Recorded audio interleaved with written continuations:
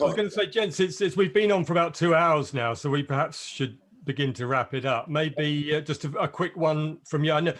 Maybe a quick one from Greg, if you've got anything you can think of, or have you got anything about Barry White you could tell us, Steve?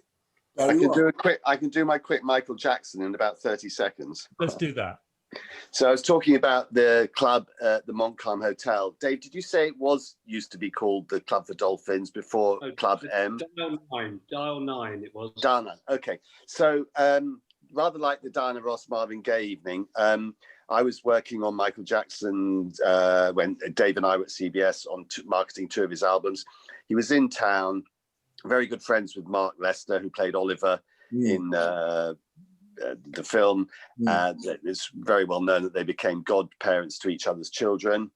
And someone said, can you take Michael out tomorrow night? So I said, yeah, picked him up from the hotel and took him and Mark Lester to Dial 9 at Montcalm.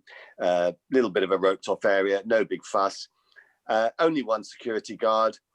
And after about an hour of being there, they were just chatting very quietly in the corner. They disappeared, and one of the American security guards said, "Greg, do you know where Michael is? Do you think he's okay?" I said, "Oh, I'll go and have a look." And I went into the gents, and both of them were in there together. And I walked to the end of the loo, and they were just leaning against the wash basin, and by the end where the hand dryer was, just quietly chatting. And I said, "Hi guys, are you okay?" And Michael said, "Yeah, Greg, we're okay." And it was in the days when he was still black. And I came out and I said to security, "Yeah, they're fine. They're in there. They're just chatting," because it was very quiet. And they came out, and then we danced. And he was practicing the moonwalk and stuff on the dance floor. So I spent the night dancing with Michael and Mark Lester and a couple of other people on a Wednesday night in a club behind Marble Arch. Wow, what a brilliant story, isn't it? You know, there are those who say that Mark Lester is the father of his daughter. But there can't be many people on this planet who can say they've been to a nightclub with Smokey, Diana, and Marvin. That's the one. And they've been on a dance floor with Michael Jackson doing a moonwalk. Those three. Come on. I know.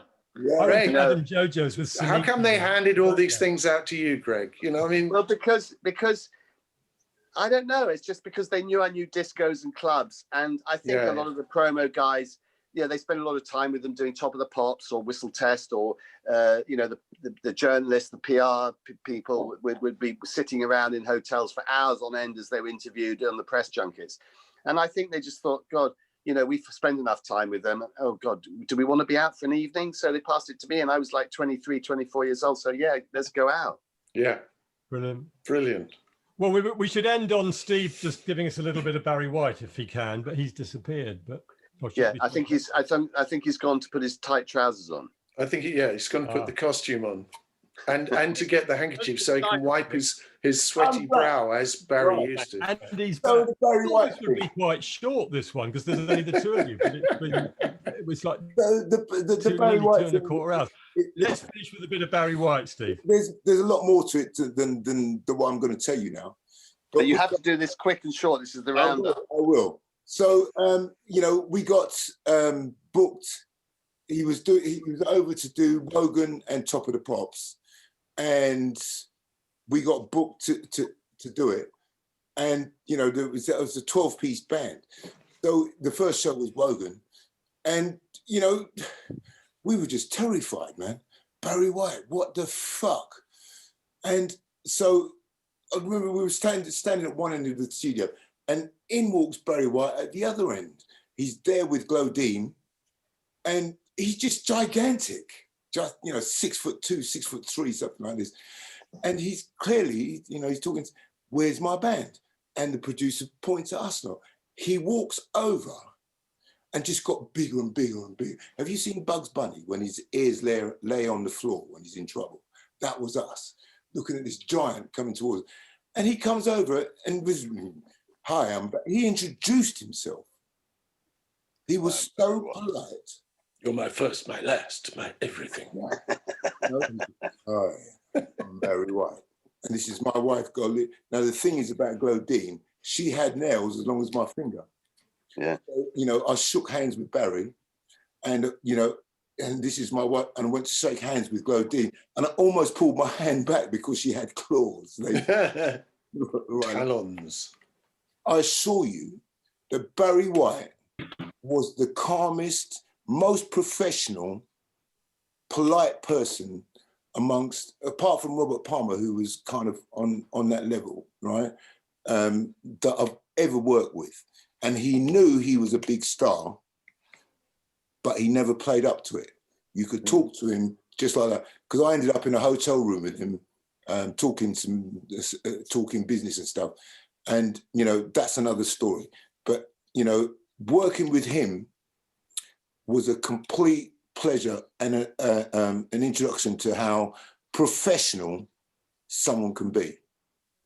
Yeah, I used to have a theory about an ego curve very quickly, where before they get a deal, artists are sort of halfway up.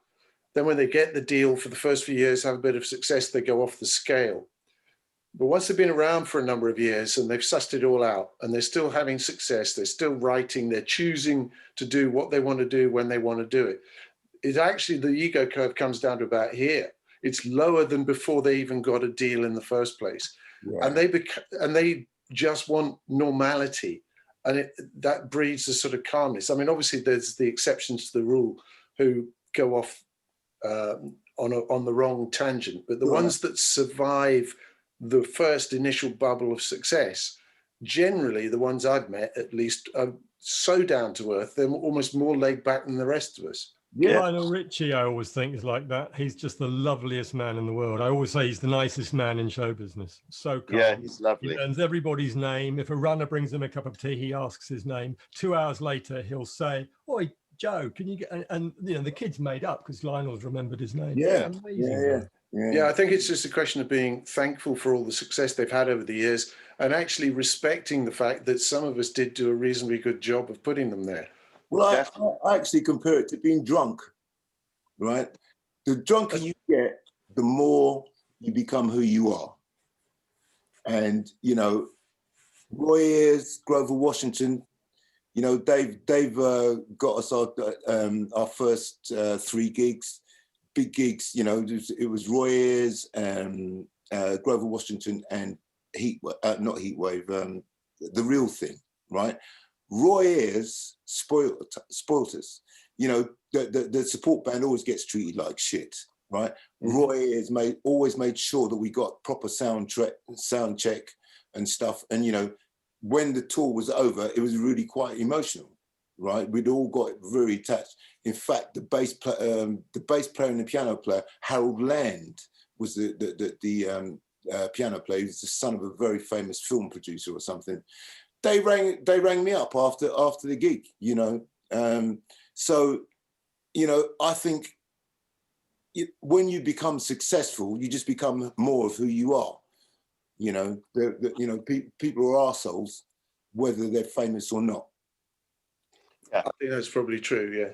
And on that note, well, arseholes. We can't leave it on an arsehole. Right. Well, we did start with a little bit of the back passage business, didn't we? Yes, we started with anal sex and we're ending on. Yeah. We've come full circle. Well done, Nick. Have you got enough 2 hours to get there, but you've rounded us up nicely. Brilliant. Oi, John and Dave, you can sack the other presenter. Yeah. Yeah. I mean, trying to rein you in. I thought this would be easy, but it's like Steve won't shut up, and unfortunately, I've got a reputation for being loquacious. Nick, it'll be nice to get to know you sometime. Yes, well, I'm always around when we can start, you know. Yeah.